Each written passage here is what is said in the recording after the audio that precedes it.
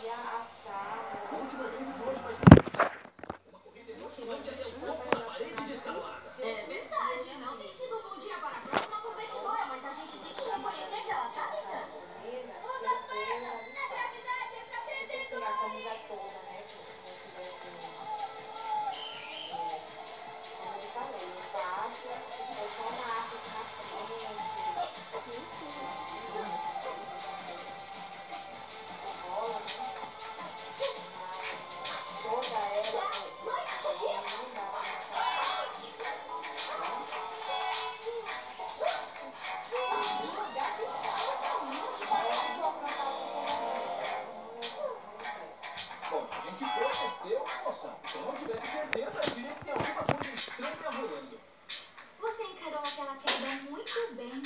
Dei uma medalha pra aquela garota por cair. Com certeza fez muito sentido.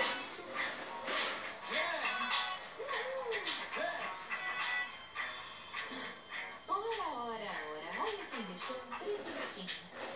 Sem identidade, né? Eu tenho meus recursos.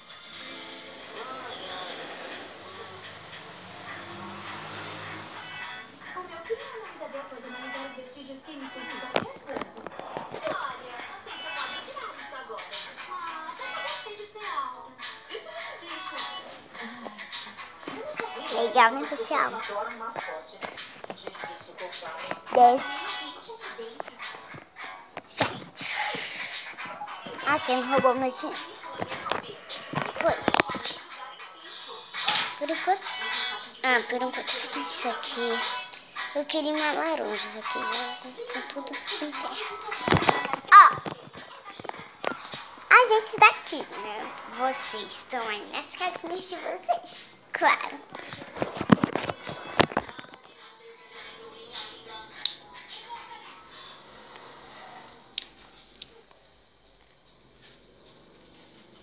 Olha, isso é banana prata.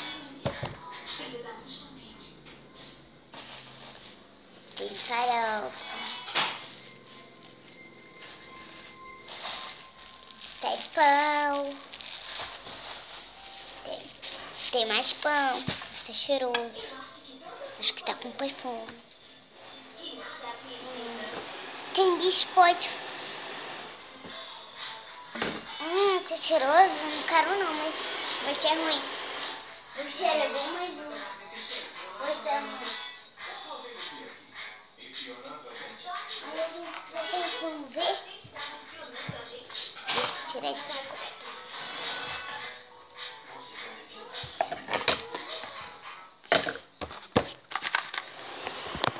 Bem aqui. Tá ouvindo?